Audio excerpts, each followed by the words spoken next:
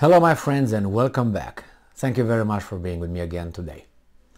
For my friends who watch my videos regularly, they might have noticed that I use Zimbabwe, the name of the country in Africa, as when I'm referring to the United States of America, because I don't want to be so obvious sometimes and mention United States by its name, even though I'm doing this just for fun. Now we have an article here that has the topic Zimbabwe, the original Zimbabwe, the African country of Zimbabwe. Let's find out what's going on over there. And if we find out that Zimbabwe remains on Russia's side. This is an article from today, the 9th of October 2022, from Sputnik. So, Zimbabwe remains on Russia's side, National Assembly Speaker said. Good job. Well, we'll see how far that would get you, since the other Zimbabwe might have something to do about it. Zimbabwe will continue to support Russia following referendums held in several Ukrainian regions on becoming part of Russia. Speaker of the National Assembly of the Republic of Zimbabwe, Jacob Mudenda, told Sputnik, right? Mudenda. And I'm quoting, Zimbabwe, even before the referendums, was on the side of Russia in terms of understanding the root cause of the conflict. Zimbabwe and Russia are victims of sanctions, so they are comrades in the sanctions battle, Mudenda said, end quote. Now remember, a lot of African countries who still have, for instance, French armies on their territories, they are, I would say, think fondly of Russia because they were not the colonizers that they tend to have a, I don't know, bad feeling about. Even though, I would point out that colonization did not bring only negative stuff to the countries over there, and I also will remind that the colonization was no more than 80 years or so, around that. So at the end of the 19th century until 1950 something, mid 50s, early 60s, and that was it. The rest was something else. So when they talk about colonization and they point out to this or this or this, and they should give us back this, they should give us back that, then the colonizers, the 5-6 countries, European countries, not the European countries overall, the countries that we know the names, and I want them by names. They should ask for what they gave. I don't know, we want the asphalt back, or we want the institutions back, or we want the language, or we want the, let's say, maybe the written language back. Or maybe we want things like this, maybe we want the concrete back. Maybe we want many other things, the telephones back, the cars back, things like this, electricity back. How about that? So you see, the thing is not only one way, but it's not about colonization. Colonization is about my friends from Zimbabwe.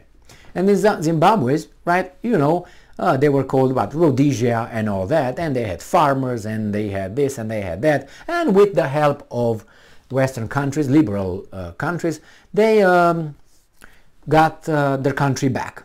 And they got a country back, and then the result is where it's at right now. So the colonizers were out, and free Zimbabwe. And Zimbabwe, I don't think, is doing too well. Anyway, maybe the Russians will help them improve their lives. But, on the other hand, I hope that Zimbabwe, as any other country in Africa, that wants to, I don't know, improve, relations with China, Russia, or other countries that were not the colonizers, all right, the 5-6 countries over there, that we know them all. They should make sure to make those, the connection from equal terms, because they don't want to switch a master for another master. So I would definitely like to see Zimbabwe. I have a soft spot for Zimbabwe somehow. So I hope Zimbabwe will continue to, run its country free of outside interest and outside influence as much as they can. Better poor but free than rich and a slave. That's guaranteed. But some people like the second option, but I don't think Zimbabwe's want that. So let's see what's next here.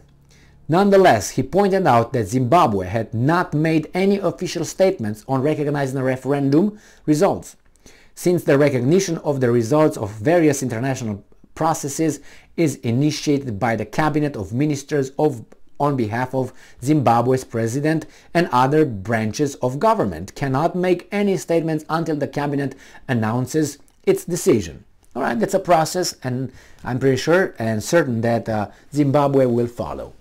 I don't see why, right? Zimbabwe is also set to launch direct flights with Russia, but the issue requires a thorough bilateral review on the level of tourism and transport ministers, Jacob Mudenda said, and I'm quoting, we work on that the Russian airline flies to Zimbabwe, and when we have appropriate airline equipment also to reciprocate the gesture by the Russian airline. The work is in progress, Mudenda said. The official also said that the issue requires a thorough bilateral consideration on the level of the tourism and transport ministries, and expressed hope that the work on the issue would be expedited so that Russian and Zimbabwean air carriers may soon start a substantial interaction. Very good. On September 30th, now they told us what this guy said. Right now we're not going to talk about the referenda because we already know that inside out, if you know what I mean. So yeah, they open their horizon in a certain way. They want to try with Russia.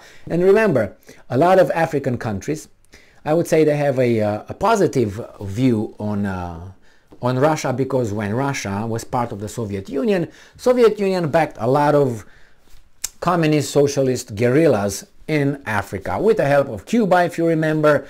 It was Che Guevara coming over there. It was what's his name, Cuban Army. Fidel Castro sent over there. So there were a lot of